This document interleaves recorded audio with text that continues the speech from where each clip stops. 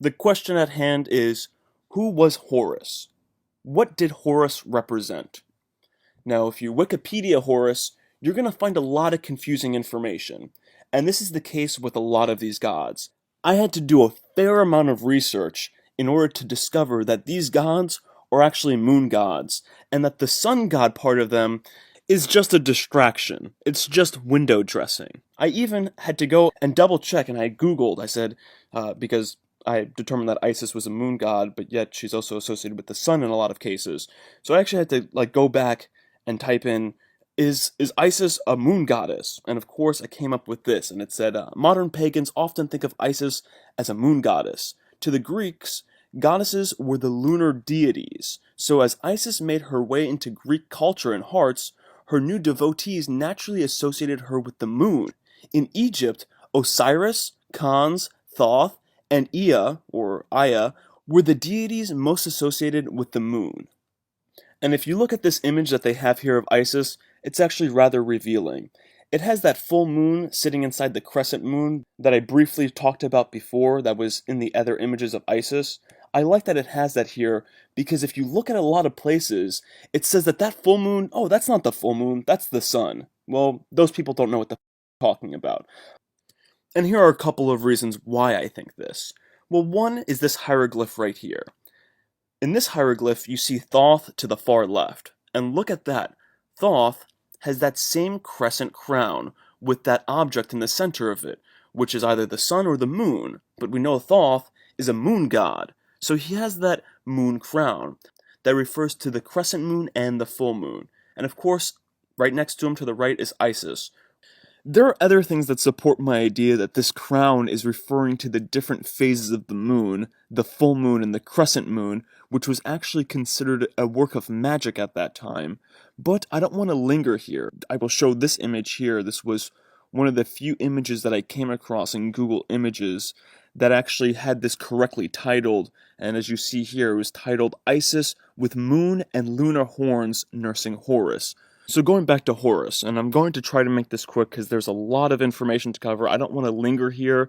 If you guys don't believe me, you guys can go check this information out and provide a counter-argument. I would love to hear your counter-argument, and I would love to provide a counter-argument to your counter-argument because I know I'm capable of doing so. So even in the mythology of Horus, his left eye is considered the moon. And this is very interesting because in the Muslim world, the left side is considered the satanic side, and this is going to come out later in a moment, because Satan is related to the moon, and Satan actually got his horns from the crescent moon symbol. So let me just break this down for you in a second. So let's just get it out of the way, and hopefully you guys accept that these are all moon deities. These are all moon deities that have a slight sun deity twist in them, but that sun deity twist in them is only a cover. It's just a show. Okay, I'm going to explain why they worship the moon in a second. It says here that since Horus is a sky god, he was considered to also contain the sun and the moon. Okay, so here it's basically letting us know that sky gods contain the sun and the moon. I think the most important part of that is the moon. So, anyway, oh yeah, Isis. Yeah, she was the first daughter of Jeb, god of the earth, and Nut, goddess of the sky. And Jeb and Nut, we're going to see them again later on in this documentary, in a story that is basically a perfect allegory of what is happening. We're going to see that later, don't fixate too much on my words. Oh yeah, I wanted to point out something about Horus's father, Osiris. So, Osiris is depicted in green. Here's a picture of him right here. Now people, they said that this green, his green skin, symbolizes rebirth and resurrection. Really? These Egyptologists want you to believe that his green skin symbolizes rebirth and resurrection. I call bull. You know why? There's another god that has green skin. And what god is that, you might ask? Well, just guess. If you guessed a moon god, then yeah, you're right. So, Khonsu, or however you pronounce this guy's way, maybe it's Honsu, maybe the K is silent, is god of the moon. And would you look at that? The god of the moon has green skin like Osiris, and is wearing this crescent crown with a full moon, like Isis. Huh.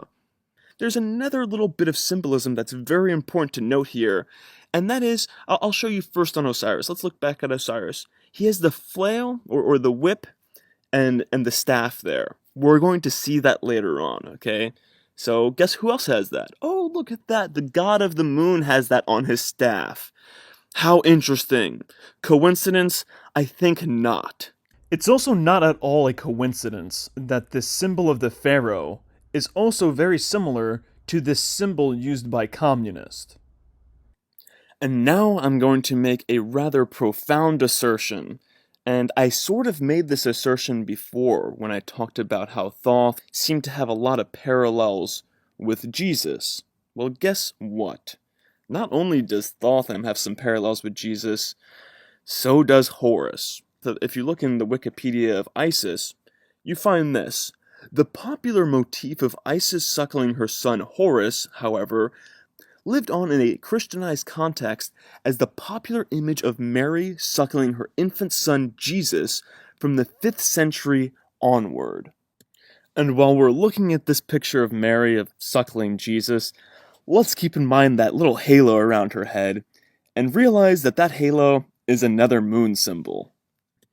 And it should also be noted that Isis is the patroness of nature and magic, and this is something a lot of people don't know. The moon is actually associated with magic because it was one of the most magical objects in the sky at the time. It was one of the objects that underwent the most amount of change as it went through its different phases. And also, I'm pretty confident that they were aware, and I know some people will disagree with this because some people think that the moon doesn't get its light from the sun now, but I'm pretty sure that some people were aware at that time that the moon stole its light from the sun.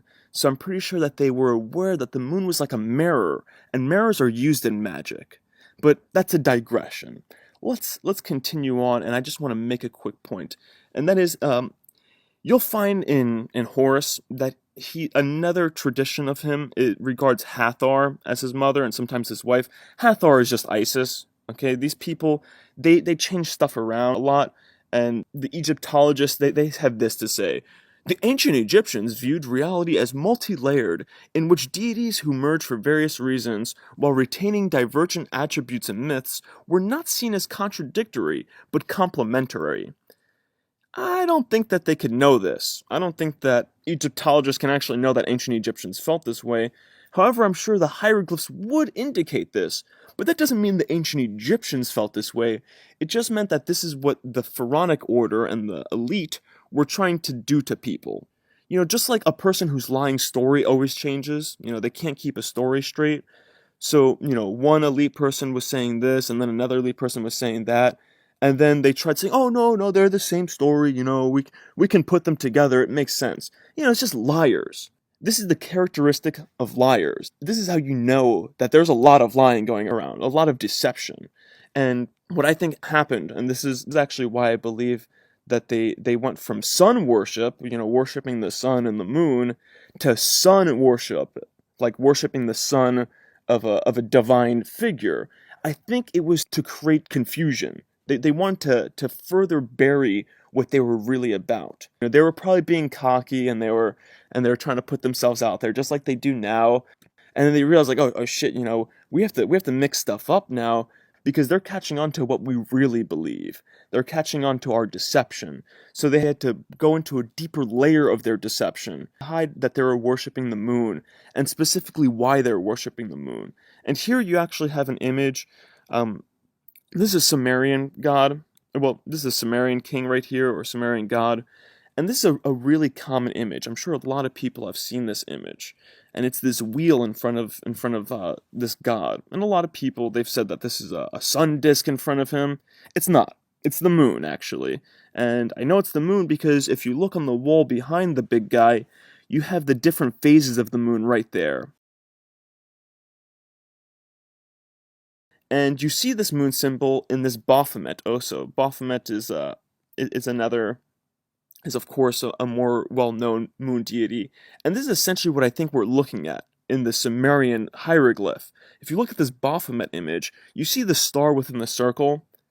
That's a moon image, okay? And it's almost identical to this wheel that's in front of this big guy. It's a star inside of a moon symbol. You see the moon symbol living on in the Islamic world for whatever reason, and that devil horn hand sign is a hand sign of the moon. So when the elite are doing that hand sign, it's not letting people know that they're satanic or maybe, I mean, on a superficial level, it's really showing the knowledge of the moon. It's the crescent horn, okay? And that shows that, you know, they're part of that club. They're part of that elite group that can wear the crescent crown. Okay, this is an image of Eminem doing it. And here's an image of the devil with his horns, or a demon with his horns. I believe that they put the full moon in Christ, and then they put the crescent moon in the demon world. And in this way, both heaven and hell, it's like as above, so below. They're actually both, right now, Satan, or this moon cult, rules both heaven and hell. They rule every facet of the religious world. And I even believe that the title Christ, because Christ is actually a title, I believe that the title Christ comes from the word crescent. It's a picture of Christ with the moon or his halo behind him. That's clearly the moon. And in this image, it's really apparent because it seems like there's sunset. It sort of looks like the light is further down. Okay, and another thing, I mean, Christ was born at nighttime. Okay, he was born at nighttime at the time of the year where it's the darkest. Whoa, I think I just figured something out, Beavis. What? This sucks. Yeah,